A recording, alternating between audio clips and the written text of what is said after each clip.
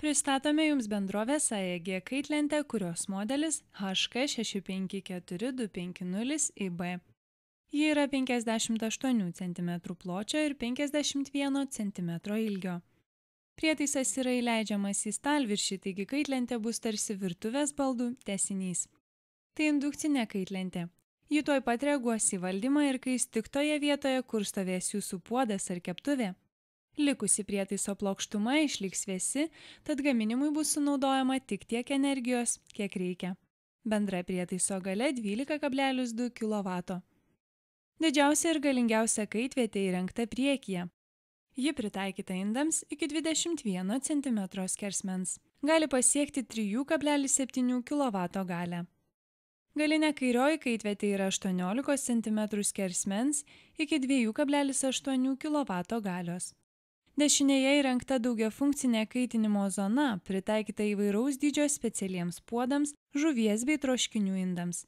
Čia galite statyti indus iki 26,5 cm ilgio, o jų apačia kaisto lygiai.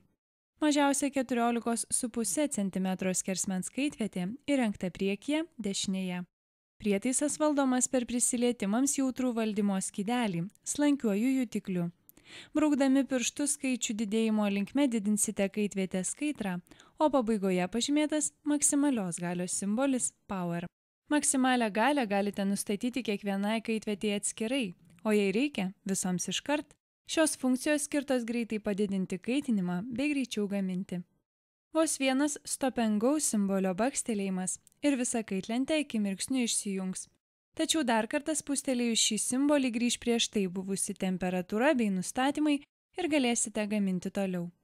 Šis mygtukas daugiausiai skirtas netikėtiems atvejams, kai suskamba telefonas, durų skambutis ar dėl kitų priežasčių reikia nedelsiant atsitraukti nuo kaitlentės. Vaikai bėgiodami virtuvėje gali netyčia priliesti valdymo skydelį ir visai išjungti prietaisą. Kad taip nenutiktų, kaitlentė užrakinama tiesiog spustelėjus spynos simbolį. Ji laikinai nereaguoja į prisilietimus. Valdymo skydelyje braukdami iš kairės į dešinę galėsite rinktis karščio stiprumą įvertintą skaitmenimis nuo 1 iki 14. Prietaisas turi laikmatį, kuris leis nustatyti tikslų laiką, kada kaitra turi būti išjungta, o gaminimas baigtas. Laikmatį galima užprogramuoti iki 99 minučių. Kaitlentė išjungiama ir įjungiama spustelėjus simbolį valdymo skydelio kairėje.